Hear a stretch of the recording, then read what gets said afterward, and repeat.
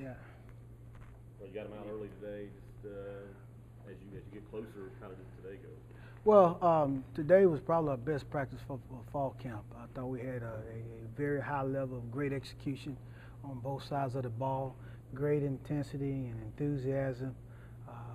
It was a really good day. It really was. I know that you like competition, and you talked about earlier you wanted to name a quarterback. Would you like to see this go into the weekend or so, just to keep those guys on their toes? No, it won't go into Wednesday. Well, our next practice on Friday, we'll go ahead and announce who our quarterback is. I think we're settling in on who we want to start in this game. Do you, in your mind right now, know who it's going to be, and just want to wait and see? Or? Well, yes. Are you going to tell us who You're that is? gonna I tip your guess. hat. Next practice, right? But yeah, we'll our next practice we'll announce who our quarterback is.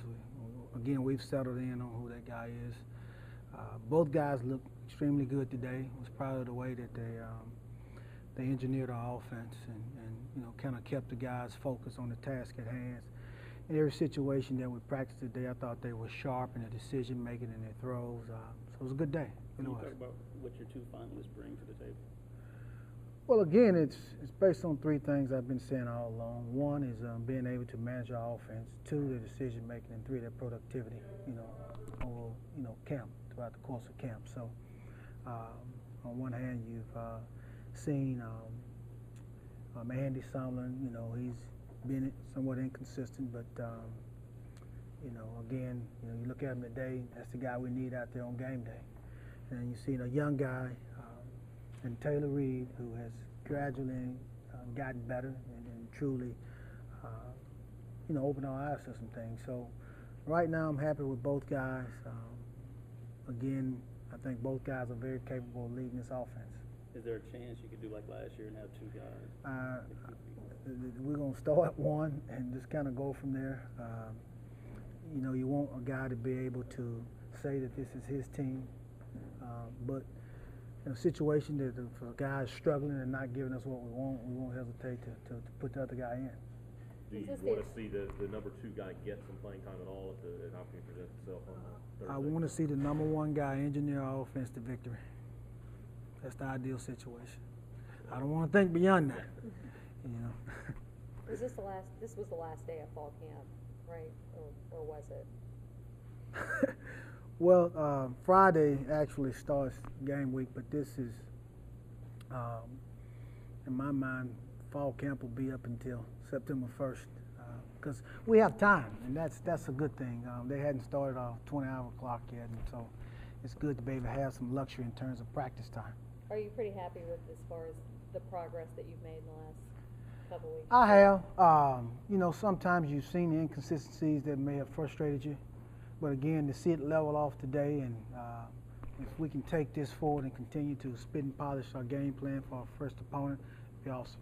A couple of guys that had a couple of just little injuries, Gerald Rhodes and Marcus Rucker. They looked like they were back to full speed and looked pretty good out there. Yeah, Gerald is looking like himself. How he's looked all camp. Ruck, I think. Is starting to get in rhythm, but not quite there yet. So, but they're back out there, which is the most important thing. Knock on wood. Do you feel fortunate? For the most part, come through pretty unscathed. Well, yeah, but us coaches, I talk about chemistry and continuity and rhythm, and when you have some of your best guys on the sideline, it doesn't help that, Now, it does give you an opportunity to develop some other guys or take a look at some other guys, but in the big picture, you like to kind of keep that chemistry and continuity and rhythm on both sides of the ball. So injuries at times does have an effect on that. Coach, is the first game of the season the toughest one to prepare for us this year? You know so little about the opponent. You have less film about it. Well, not necessarily. This opponent just happened to, from what we understand, still has the same scheme offensively as well as defensively. So being able to have a 12-game schedule of films on them, 13 rather, is pretty good.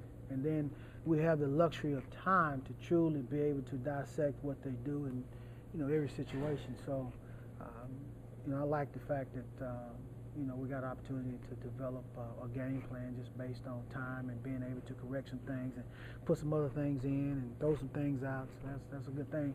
Throughout the course of the season, you don't have that luxury as much. Larry, how do you treat the days coming up, the week coming up, because you play on Thursday as opposed to a Saturday? Do you just back it up, or? Oh no.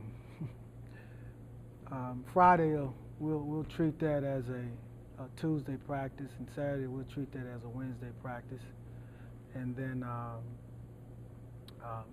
Sunday and Monday will basically be 2 Thursday practices. Just fine tuning things. At Yes. that point. Mm-hmm. With that, how much work have you? Is it basically just been the staff working on the state? You haven't done much at all with these guys on it yet? Are you kidding me?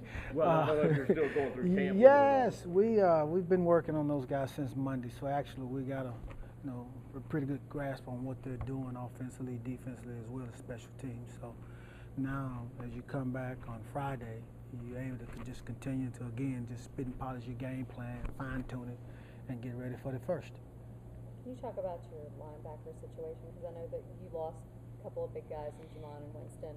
Mm-hmm. Just talk about the guys that are trying to fill that void. Well, I mean, I like them. Kenyatta Johnson, is, in my opinion, and I know what I'm saying here because Jamon was certainly, a very productive player. But Kenyatta, when you talk about size and speed and athleticism, I think it's an upgrade. When you look at Terrence Thomas, who's a veteran guy, can get our guys lined up and set the defense for us. I think that's pretty stout. And then you got Kyrie, who was a starter last year, who's now, in a backup role. And then you got a young guy in Charles Harris, who has a tremendous football IQ and is starting to settle in as well. So I like that group. I really do. And you wish you were about 3 deep, but we're somewhat thin, but we're healthy, so that's a good thing.